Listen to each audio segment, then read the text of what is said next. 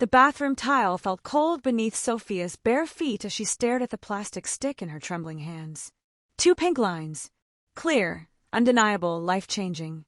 She'd suspected for weeks, the nausea that hit her every morning, the exhaustion that made climbing the stairs to their penthouse feel like scaling a mountain, the way her body felt different in ways she couldn't quite articulate.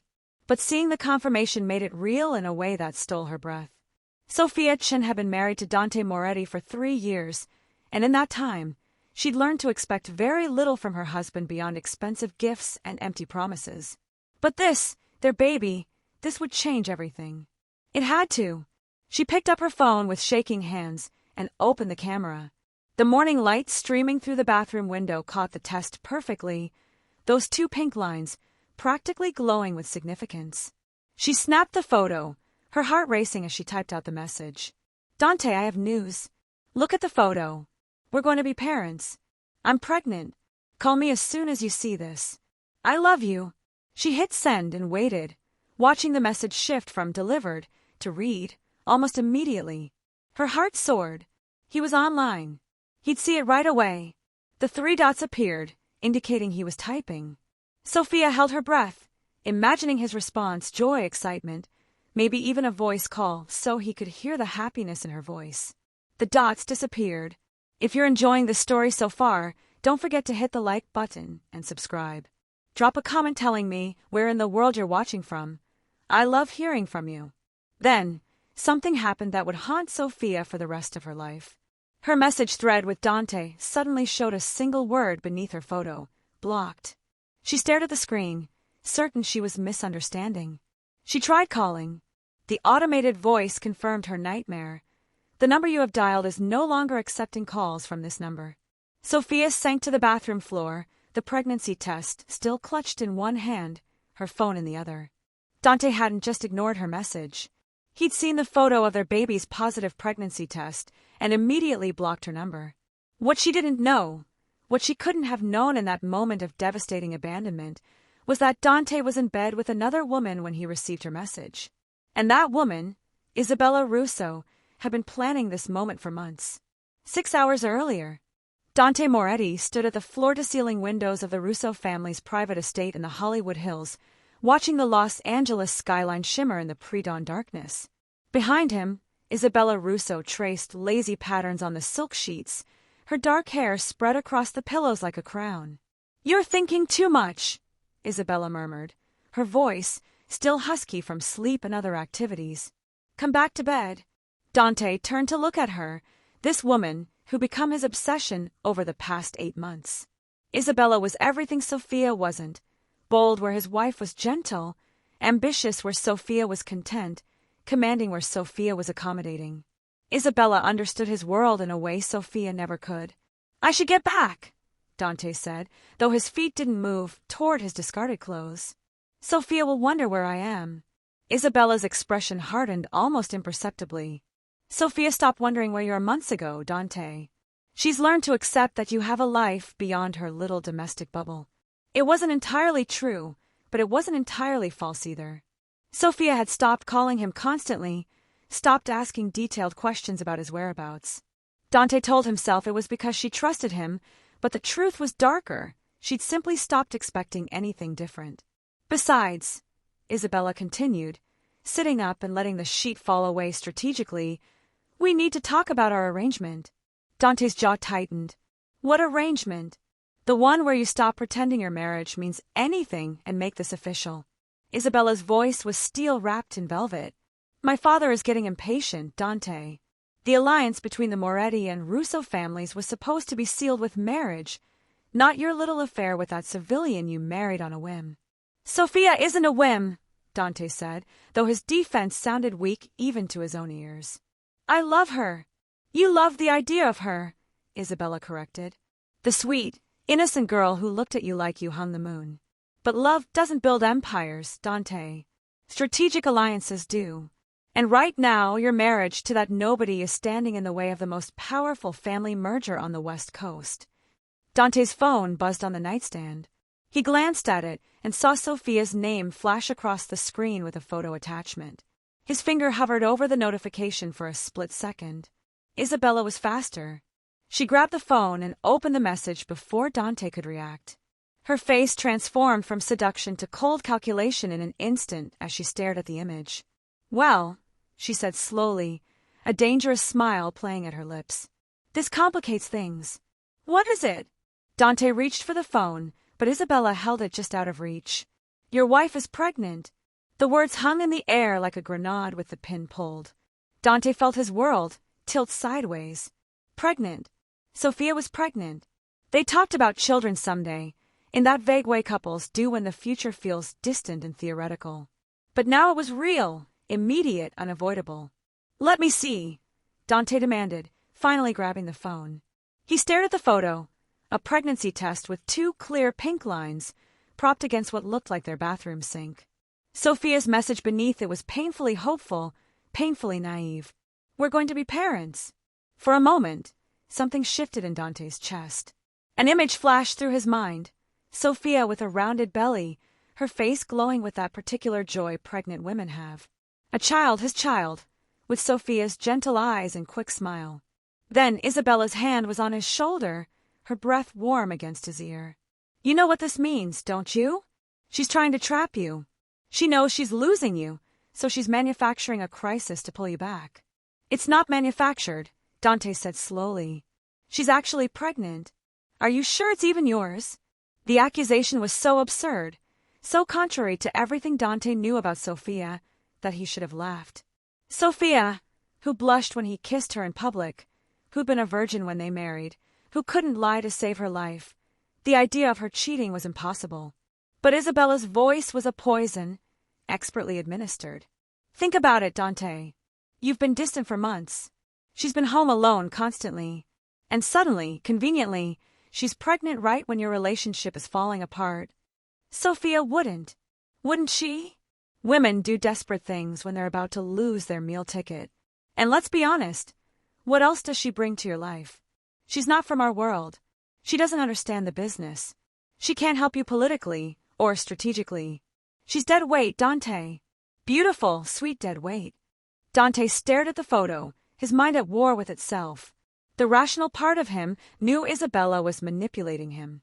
But there was another part, the part that had been slowly pulling away from Sophia for months, the part that found her simplicity boring and her gentleness weak, that wanted to believe the lie. Because if Sophia had betrayed him, then he wasn't the villain in this story. He wasn't the husband who'd broken his vows and his wife's heart. He'd be the victim, justified in his anger, righteous in his rejection. "Block her," Isabella said simply. "What?" "Block her number. Right now. Show her that you won't be manipulated. Show her that trying to trap you with a fake pregnancy won't work." "I don't know if it's fake." "Then find out later. But right now, in this moment, you need to make a choice." Isabella moved to stand in front of him, naked and shameless and utterly confident. "You can choose the scared little girl who's trying to chain you down with a baby. Or you can choose me. Choose power. Choose the future we've been building." Dante looked at his phone, at Sophia's message, at those 2 pink lines that represented a future he hadn't planned for and wasn't sure he wanted. His finger moved almost without conscious thought. Block contact. Confirm. The screen showed blocked beneath Sophia's message. Isabella smiled and kissed him deeply. "Good choice. Now let's talk about our wedding." Sophia sat on her bathroom floor for 20 minutes before she could make herself move. The pregnancy test lay beside her phone, both objects now representing a future she'd imagined and a present she couldn't comprehend. Blocked. Dante had blocked her. She tried to rationalize it. Maybe it was a mistake. Maybe his phone had glitched. Maybe he'd accidentally hit the wrong button. But even as she constructed these flimsy excuses, she knew the truth. Dante had seen that she was pregnant and had deliberately, consciously cut off all communication. Sophia forced herself to stand, her legs shaky. She looked at herself in the mirror, the same face as yesterday, but somehow everything had changed. She was going to be a mother, and apparently, she was going to do it alone. No, not alone. She had options, resources, friends. She just needed to think clearly, to make a plan. She tried calling Dante from the landline in their bedroom, a number he wouldn't recognize.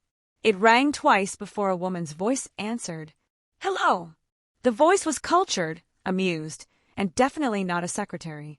Sophia's blood ran cold. I'm looking for Dante Moretti. He's occupied at the moment. Can I take a message?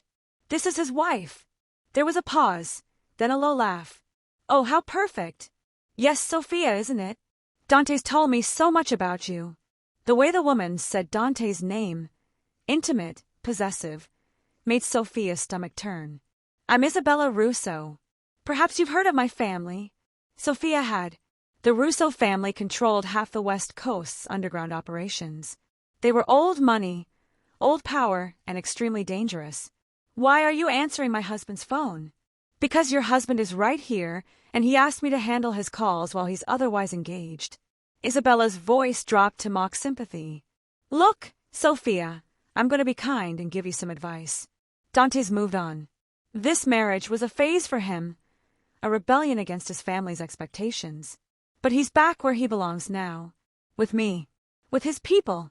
I'm pregnant with his child. So you claim. How convenient. It's not a claim, it's a fact. Save it for the lawyers, sweetheart.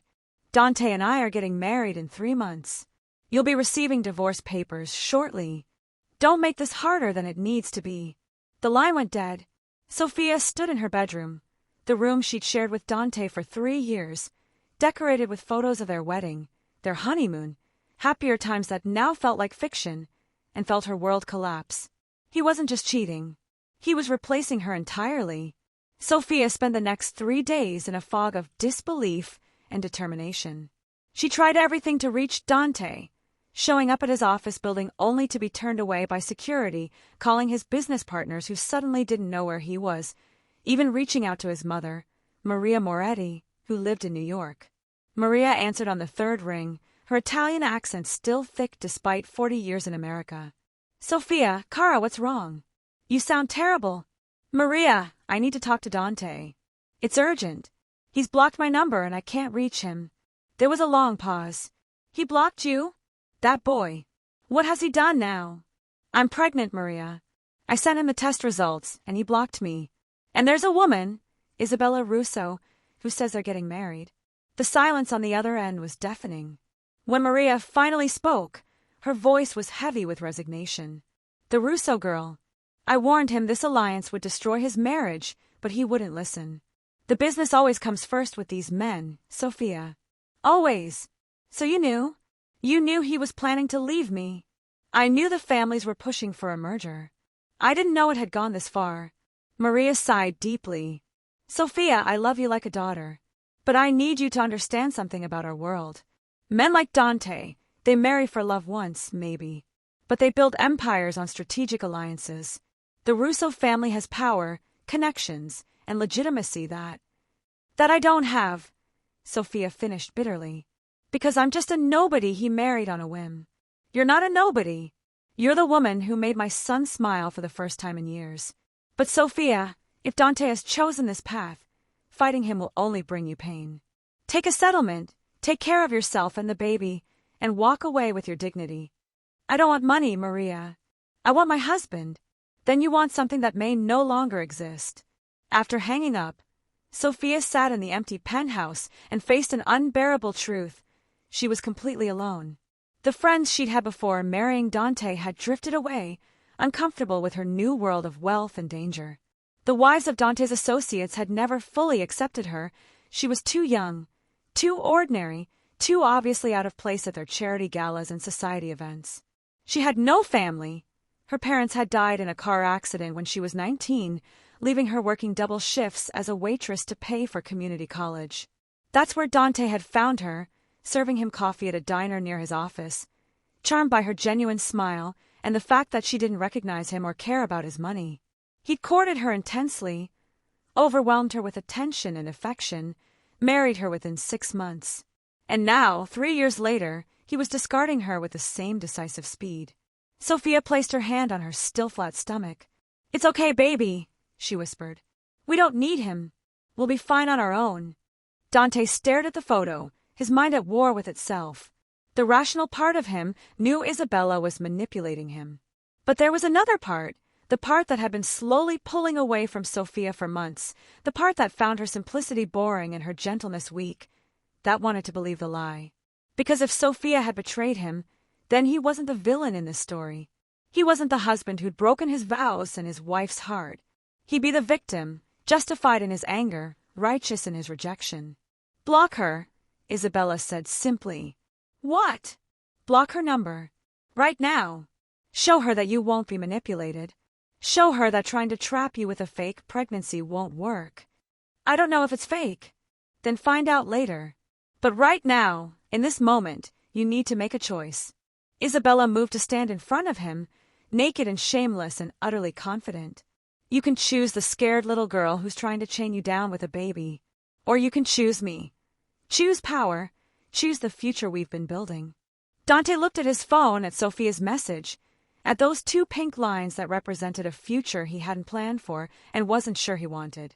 His finger moved almost without conscious thought. Block contact. Confirm. The screen showed blocked beneath Sophia's message. Isabella smiled and kissed him deeply. Good choice. Now let's talk about our wedding. Sophia sat on her bathroom floor for 20 minutes before she could make herself move.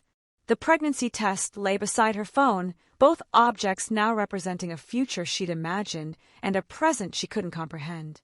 Blocked. Dante had blocked her. She tried to rationalize it. Maybe it was a mistake. Maybe his phone had glitched. Maybe he'd accidentally hit the wrong button. But even as she constructed these flimsy excuses, she knew the truth.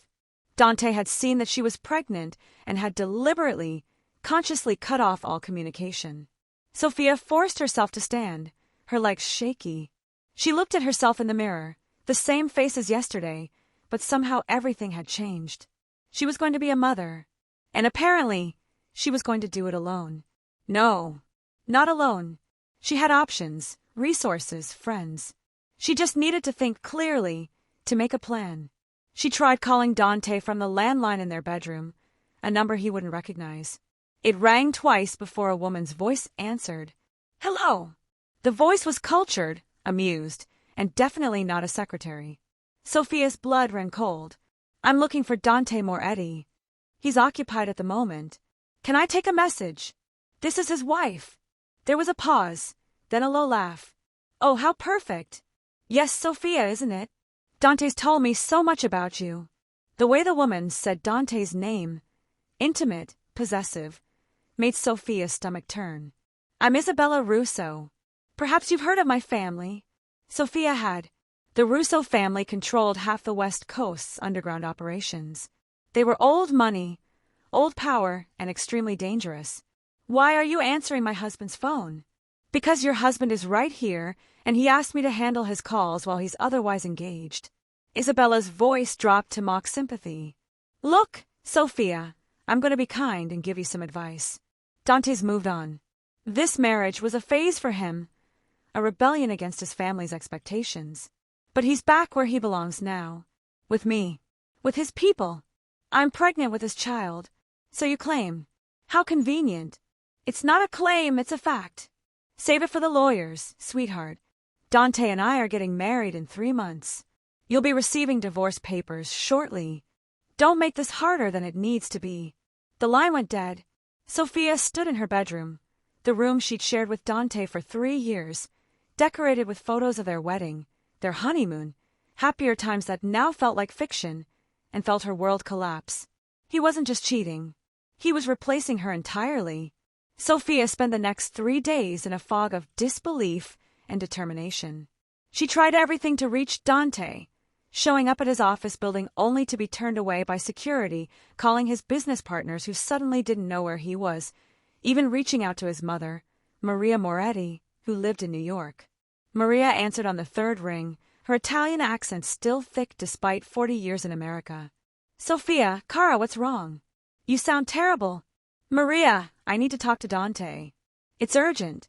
He's blocked my number and I can't reach him. There was a long pause. He blocked you? That boy. What has he done now? I'm pregnant, Maria. I sent him the test results and he blocked me. And there's a woman, Isabella Russo, who says they're getting married. The silence on the other end was deafening. When Maria finally spoke, her voice was heavy with resignation. The Russo girl. I warned him this alliance would destroy his marriage, but he wouldn't listen. The business always comes first with these men, Sophia. Always. So you knew? You knew he was planning to leave me. I knew the families were pushing for a merger. I didn't know it had gone this far. Maria sighed deeply. Sophia, I love you like a daughter. But I need you to understand something about our world. Men like Dante, they marry for love once, maybe. But they build empires on strategic alliances. The Russo family has power, connections, and legitimacy that I don't have, Sophia finished bitterly. Because I'm just a nobody he married on a whim. You're not a nobody. You're the woman who made my son smile for the first time in years. But Sophia, if Dante has chosen this path, fighting him will only bring you pain. Take a settlement, take care of yourself and the baby, and walk away with your dignity. I don't want money, Maria. I want my husband. Then you want something that may no longer exist. After hanging up, Sophia sat in the empty penthouse and faced an unbearable truth. She was completely alone. The friends she'd had before marrying Dante had drifted away, uncomfortable with her new world of wealth and danger. The wives of Dante's associates had never fully accepted her. She was too young, too ordinary, too obviously out of place at their charity galas and society events. She had no family. Her parents had died in a car accident when she was 19, leaving her working double shifts as a waitress to pay for community college. That's where Dante had found her, serving him coffee at a diner near his office, charmed by her genuine smile and the fact that she didn't recognize him or care about his money. He'd courted her intensely, overwhelmed her with attention and affection, married her within 6 months. And now, 3 years later, he was discarding her with the same decisive speed. Sophia placed her hand on her still flat stomach. It's okay, baby, she whispered. We don't need him. We'll be fine on our own. But even as she said it, she knew it wasn't entirely true. The penthouse belonged to Dante. The car she drove was registered in his name. The credit cards she used were connected to his accounts. She'd stopped working when they married. Dante insisted on it, said his wife didn't need to work. She'd been so naive, so trusting. She'd given up her independence, her job, her entire life, and rebuilt herself around being Mrs. Dante Moretti. The sound of the front door opening made her heart leap with desperate hope. Maybe Dante had come home. Maybe this had all been a terrible misunderstanding. But it wasn't Dante who walked into the living room. It was Vincent, Dante's head of security, accompanied by 2 men in expensive suits. Mrs. Moretti, Vincent said, his expression apologetic but firm. I'm sorry to do this, but I need you to come with us. What? Where? What's happening? One of the suited men stepped forward. Mrs. Moretti, I'm James Chen, Mr. Moretti's attorney.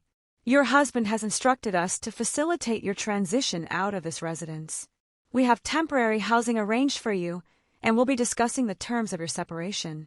The words hit her like physical blows. He's kicking me out? I live here. This is my home. The penthouse is owned by the Moretti Family Trust, the attorney said, his voice professionally neutral. Mr. Moretti is within his rights to reclaim it. However, we're prepared to offer you a generous settlement. I don't want a settlement. I want to talk to my husband. Mr. Moretti has made it clear he doesn't wish to have contact with you at this time. Now, we can do this cooperatively, or we can involve law enforcement. Your choice. Sophia looked at Vincent, the man who'd driven her to doctor's appointments, who taught her to make espresso the way Dante liked it, who'd been a friendly presence in her life for 3 years. Vincent, please, just let me talk to him. 5 minutes. Just 5 minutes to explain. Vincent's jaw tightened. Ma'am, I have my orders. I'm sorry. She realized then that there would be no reasoning with these men. They worked for Dante, and Dante had made his decision. Fine, Sophia said, her voice eerily calm. I'll pack my things. We've already arranged for your personal belongings to be boxed and delivered to your new apartment, the attorney said. If you'll just come with us now. No. The word came out stronger than she felt. You can throw me out of this penthouse, but you don't get to pack my life into boxes like I'm an inconvenience you're disposing of. I'm taking what's mine, and you're going to wait while I do it. Something in her tone made the attorney step back. You have 30 minutes. Sophia walked to the bedroom she'd shared with Dante and began methodically packing. Not the designer clothes he bought her, not the expensive jewelry, not any of the trappings of a life she was losing.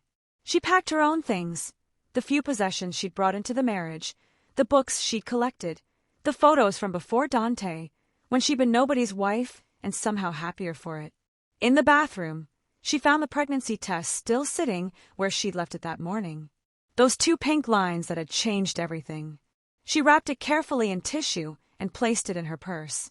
Evidence of a child Dante didn't want to acknowledge. As she packed, her phone, her personal cell phone that Dante had never controlled, buzzed with a text from an unknown number. "Sophia, this is Maria Moretti. I'm sending you something. Check your email. And remember, you're stronger than you know." Sophia opened her email on her phone and found a message from Maria with an attachment. It was a bank statement showing a trust fund in Sophia's name, money Maria had apparently been secretly setting aside since the wedding. The email read, "Every month, I deposited money for you. I've seen too many wives left with nothing when the men in our family decide to trade up. This is yours. Dante doesn't know about it, and neither does his father. Use it to disappear if you need to. Start over. You deserve better than what my son is giving you." The account showed $300,000. Not enough to live in luxury forever, but enough to disappear, to start fresh, to raise her baby far from Dante's world. Sophia stared at the number, feeling something shift inside her. She'd spent 3 days begging for scraps of Dante's attention, trying to make him acknowledge their child, degrading herself for a man who'd blocked her number and was planning to marry someone else. No more. She finished packing, zipped her suitcase, and walked back into the living room where Vincent and the lawyers waited. "I'm ready," she said simply. They drove her to a modest apartment in a neighborhood far from the luxury of Dante's world. The attorney handed her a folder. "The divorce papers. Mr. Moretti is prepared to offer you a settlement of $500,000, the car you've been driving, and 12 months of health insurance. In exchange, you agree to make no claim on any Moretti assets, businesses, or properties. You also agree to a non-disclosure agreement regarding the family's private affairs." Sophia looked at the papers without touching them. "And if I don't sign, then Mr. Moretti will contest the divorce, freeze all your access to funds, and make the process as difficult and expensive as possible. He has the resources for a protracted legal battle. Do you?" The threat was clear. "Sign quietly and go away or be destroyed." Sophia took the folder. "I'll have my attorney review these. You have 48 hours. After they left, Sophia sat in the unfamiliar apartment and made a decision. She wasn't going to sign anything. She wasn't going to play by Dante's rules.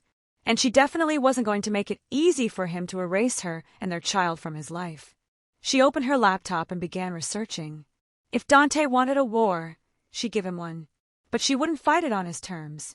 2 weeks later, Dante stood in the gardens of the Russo estate, surrounded by wedding planners discussing flower arrangements and seating charts.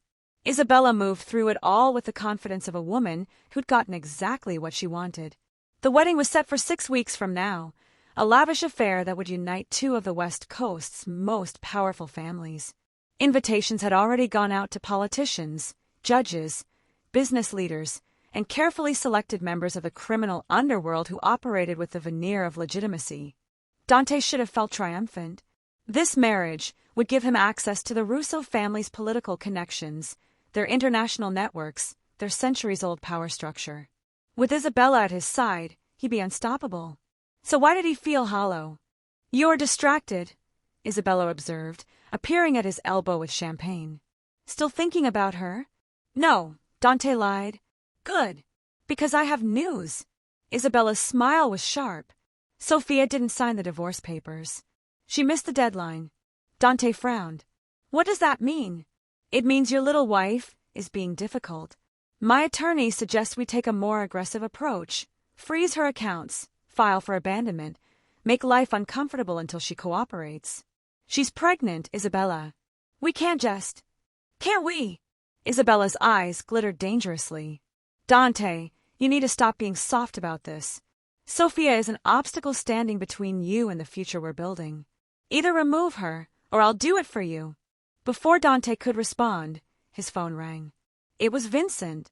"Boss, we have a situation." "What kind of situation?" "It's about Sophia. She's gone." Dante felt his stomach drop. "What do you mean, gone?" She cleared out of the apartment we set her up in. No forwarding address, no trace. It's like she vanished. Find her, Dante ordered, his voice harder than he intended. I don't care what it takes. Find her. After hanging up, he realized Isabella was watching him with an unreadable expression. You still care about her, she said flatly. I care about protecting the family's interests. If she's disappeared, she could be planning something, talking to the FBI, reaching out to rival families, who knows. Or, Isabella said slowly, she could be running scared because she knows she can't win. Either way, let her go, Dante. Focus on what matters. Focus on us. But as Dante looked out at the gardens being transformed for his wedding to Isabella, he couldn't shake the image of Sophia's face when he'd last seen her, tired, sad, still looking at him with hope he didn't deserve. He'd blocked her number when she told him about the baby. He'd had her forcibly removed from their home. He'd threatened her with legal destruction if she didn't cooperate. And now she was gone, carrying his child, disappeared into a world he couldn't control. For the first time since this started, Dante felt afraid. 3 weeks later, unknown location. Sophia sat in the OBGYN's office in a small town 3 states away from Los Angeles, listening to her baby's heartbeat through the ultrasound monitor. The sound filled the room. Strong, steady, perfect. Everything looks great, Dr. Rivera said warmly. Baby is measuring right on track for 10 weeks. Are you feeling okay? Any morning sickness? Some, Sophia admitted. But it's manageable. And you're sure you don't want to notify the father? It's not required, but legally. I'm sure.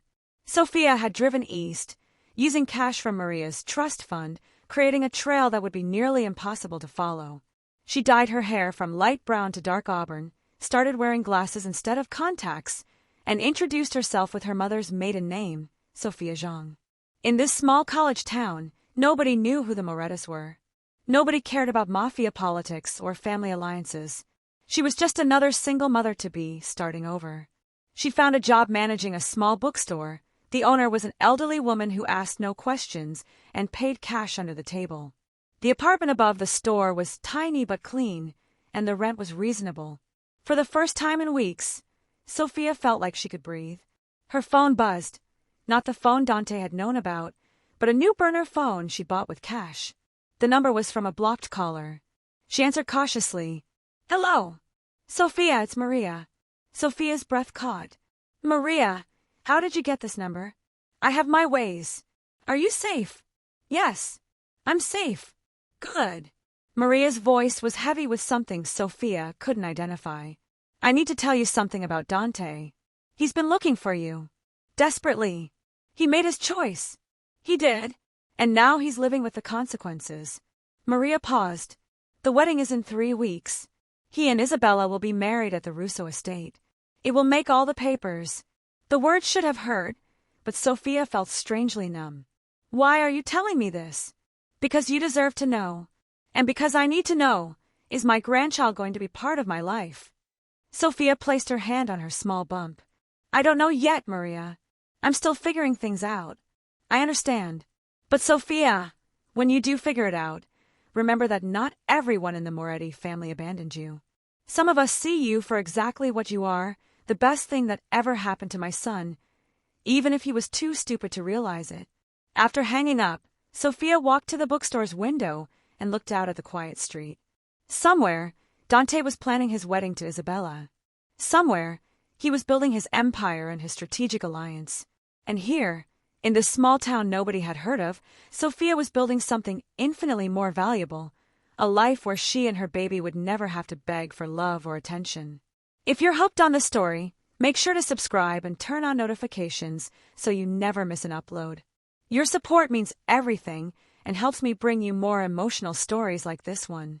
She didn't know it yet, but in 3 weeks, on the day of Dante's wedding, everything would change again.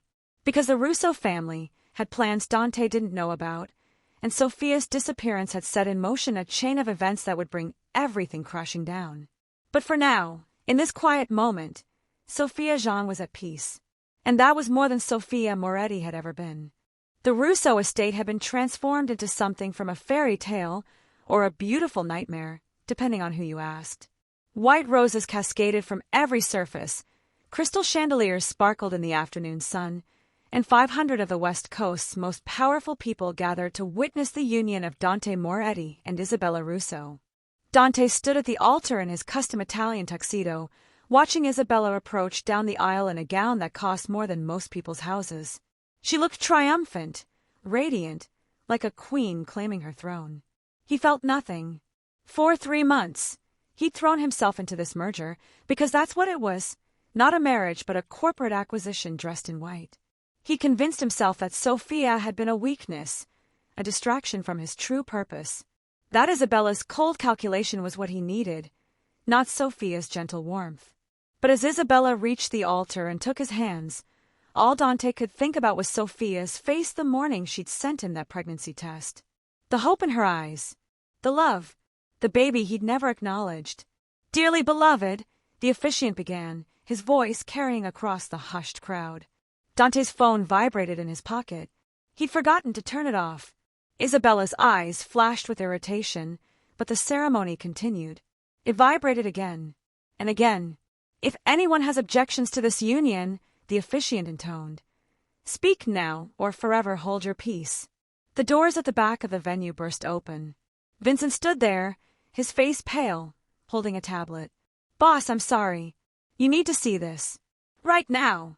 Isabella's father, Carmine Russo, stood from his seat. "This is highly irregular."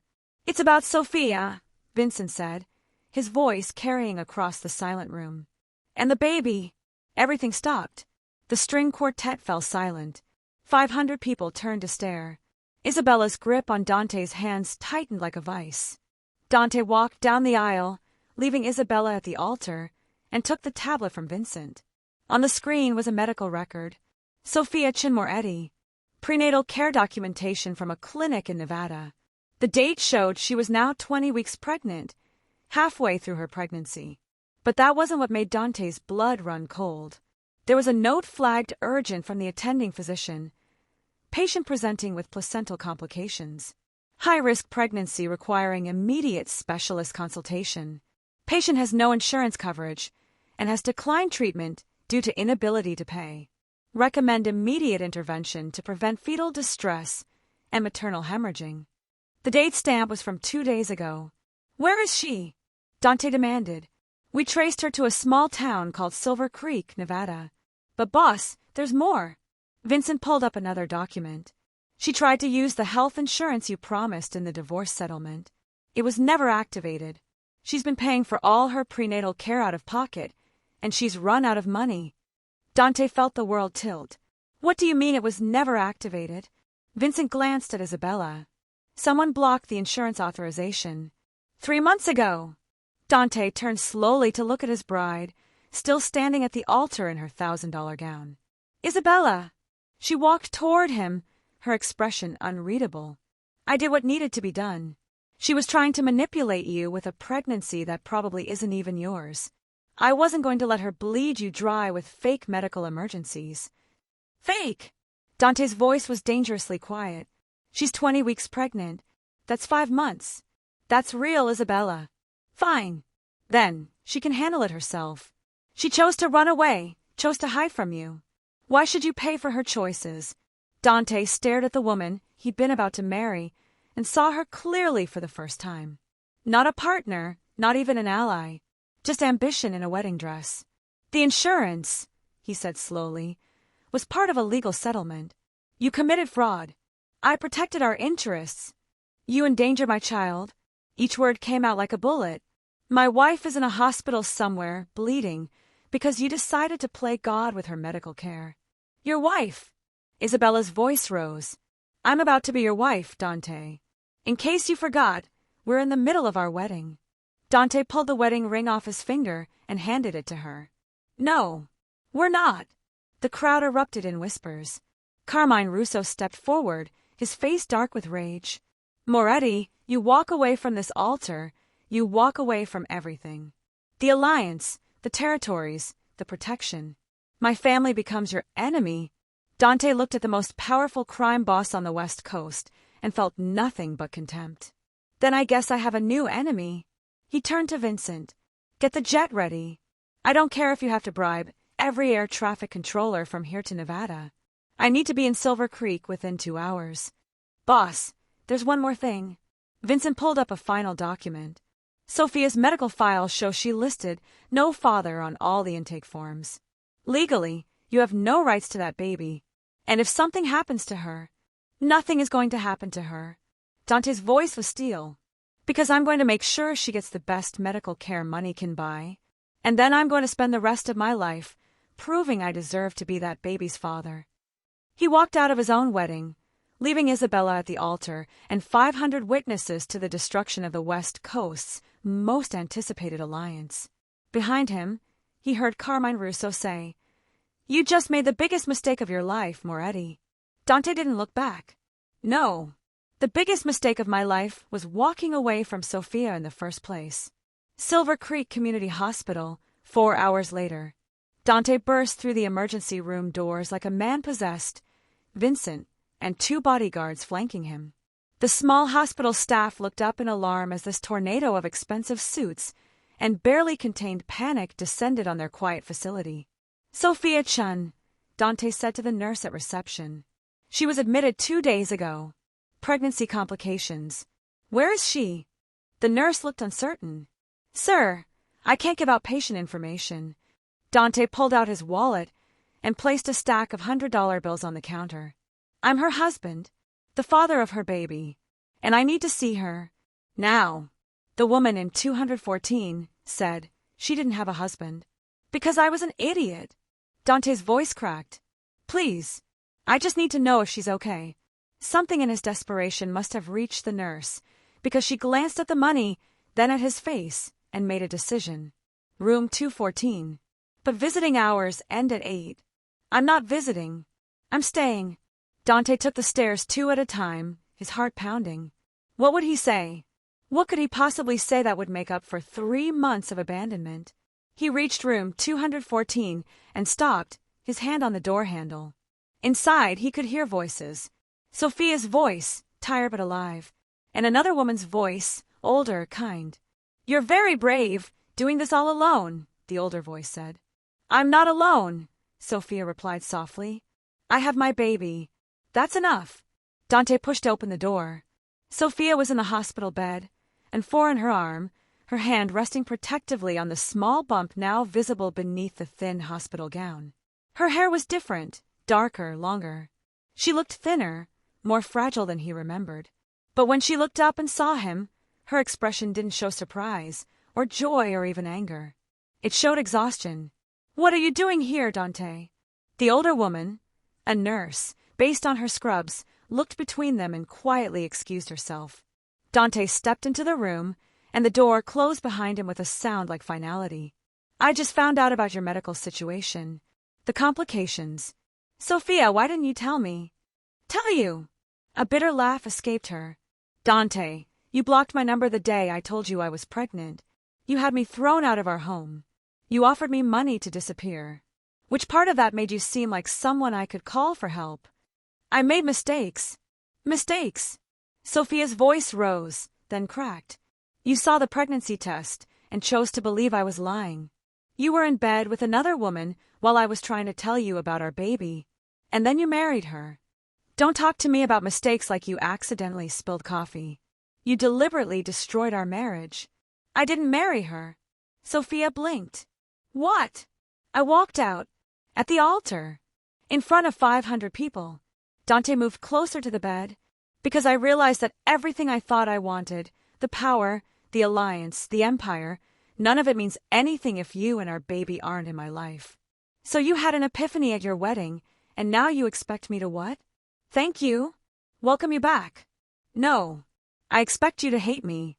I expect you to tell me to leave and never come back. I deserve that." Dante's voice shook. "But Sophia, I need you to know that I was wrong. About everything. I let Isabella poison my mind against you. I chose ambition over love. I blocked you because I was a coward who didn't want to face the consequences of my choices." Sophia stared at him, tears streaming down her face. "Do you have any idea what these last 3 months have been like? I've been working at a bookstore for minimum wage, trying to save money for medical bills. I had to choose between paying rent and getting the ultrasounds the doctor recommended. I've been eating pasta and canned soup because that's all I can afford. I'm so sorry. I called you 7 times that first day, Dante. 7 times. And every time you declined my call, a piece of my heart died. By the time I got to the hospital alone, I had nothing left to give you. Not my anger, not my hurt, not even my hope. You killed it all. Dante felt tears he hadn't cried since childhood burning in his eyes. What can I do? How do I fix this? You can't. Sophia's voice was matter-of-fact. You can't unblock those calls. You can't erase the nights I spent alone wondering if my baby would survive because I couldn't afford proper medical care. You can't give me back the husband I loved because I don't think he exists anymore. He does. Sophia, I swear to you. Stop. She held up her hand. Just stop. I don't want your promises. I don't want your money. I don't want your sudden, guilt-driven redemption arc. Then what do you want? Sophia was quiet for a long moment, her hand moving in slow circles over her belly. I want you to sign the divorce papers. I want you to give up all parental rights to this baby. And I want you to let me disappear again, this time for good. The words hit Dante like bullets. No. You don't get to say no. You gave up the right to have a say in my life the day you blocked my number. I'm not giving up my child, Sophia. I've already lost 3 months of his pregnancy. I've missed every milestone, every appointment, every moment. I'm not missing any more. You don't have a choice. I can list father unknown on the birth certificate. You'll have no legal rights. Dante sat down heavily in the chair beside her bed. Then I'll fight you. I'll take you to court. I'll use every resource I have to prove paternity and claim my rights as a father. With what money? You walked out on the Russo alliance. Carmine Russo now wants you dead. Your empire is about to crumble. I don't care about the empire. Dante looked at her, really looked at her, seeing past his own guilt to the woman who'd been strong enough to survive his betrayal. Sophia, you asked me what I want. I want to be there when you get the next ultrasound. I want to learn if we're having a boy or a girl. I want to hold your hand during labor. I want to be the father our child deserves, even if I wasn't the husband you deserved. It's a boy, Sophia said quietly. Dante's breath caught. What? We're having a boy. I found out 2 weeks ago. She looked away. I was going to name him Daniel. After my father. Daniel, Dante repeated, the name settling into his heart like an anchor. That's perfect. They sat in silence for a moment, the weight of everything unsaid filling the small hospital room. Finally, Sophia spoke. The doctor says I need to stay here for at least a week. The complications are serious. There's a specialist in Las Vegas who can help, but the treatment costs. Money is not an issue, Dante said immediately. I'll handle everything. The specialist, the hospital bills, everything you need. I don't want your charity. It's not charity. It's my responsibility. That's my son you're carrying, and even if you never forgive me, even if we never speak again after he's born, I'm going to make sure both of you have everything you need. Sophia studied his face. I don't trust you, Dante. I know. I don't love you anymore. The words cut deep, but Dante nodded. I understand. But, Sophia's voice softened slightly. I don't want our son to grow up without a father. I don't want him to wonder why his daddy didn't want him. I want him, Dante said urgently. I want both of you, more than I've ever wanted anything. Then prove it, not with money or grand gestures. Prove it by being here. Every day, every appointment, every moment. I will. I promise you, Sophia. I will spend every day for the rest of my life proving that I can be the man you and Daniel deserve. Sophia closed her eyes, exhausted. We'll see. The small house in Silver Creek was nothing like the penthouse in Los Angeles. It had 3 bedrooms, a yard with actual grass, and neighbors who brought over casseroles and asked how you were doing. Dante had bought it the day Sophia was released from the hospital, but he didn't live there. He lived in an apartment across town, close enough to be available but far enough to give Sophia space. Every morning, he showed up at 7 to help with breakfast. Every evening, he came back to cook dinner. He went to every doctor's appointment, every ultrasound, every birthing class. He didn't push for reconciliation. He didn't ask for forgiveness. He just showed up, day after day, proving through action what words could never convey. The Russo family had indeed declared war. Dante's assets in Los Angeles were seized or destroyed. His former allies became enemies overnight, but with Maria's help, he liquidated what he could and walked away from the rest. For the first time in his adult life, Dante Moretti wasn't a mafia boss. He was just a man trying to earn back the trust of the woman he loved. The call came at 2 a.m. Dante's phone rang with Sophia's ringtone, a sound he'd programmed to override all other notifications. "It's time." Sophia's voice was tight with pain. "The contractions are 5 minutes apart." Dante was out of bed and in his car within 30 seconds.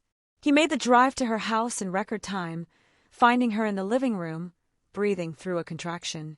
"I've got you," he said, helping her to the car. "We're going to meet our son." The labor was long.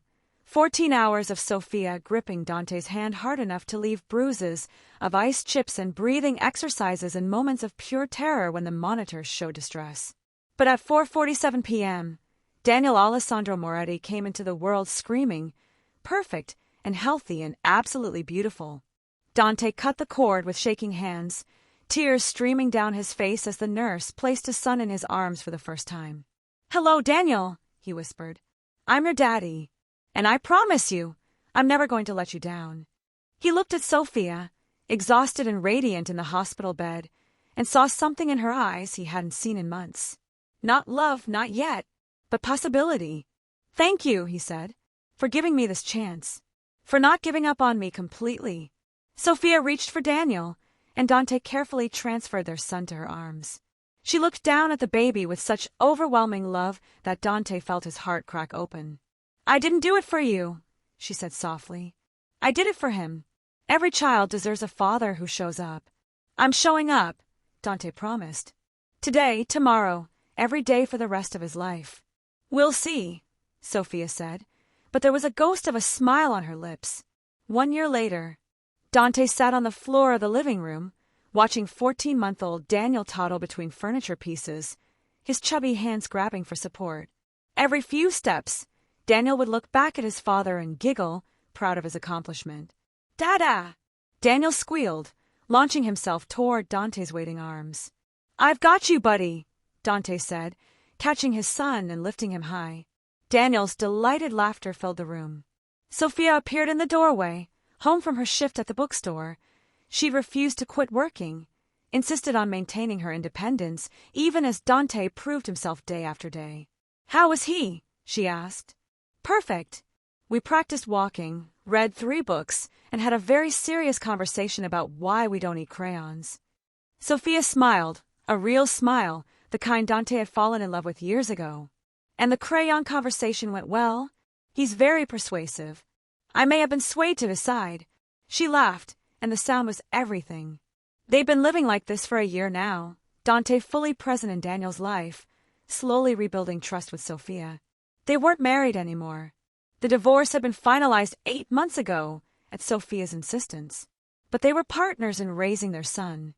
And somewhere along the way, in the mundane moments of diaper changes and midnight feedings and first steps, they'd begun to remember why they'd fallen in love in the first place. "Dante," Sophia said quietly, sitting beside him on the floor. "I've been thinking." His heart rate picked up. About us. About the past year." She looked at Daniel, now contentedly playing with blocks. "You've shown up every single day. You've never missed a moment.